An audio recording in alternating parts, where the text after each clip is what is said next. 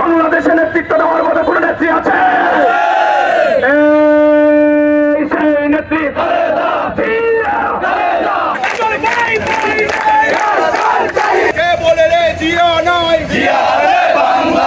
আপনারা জানেন, বাংলাদেশ যখন একটা দুর্যোগ মুহূর্তে ঠিক তখনই জাতীয়তাবাদী স্বেচ্ছাসেবক দলের নেতা কর্মীরা ঝাঁপিয়ে পড়ে। আজকে সবারই বছর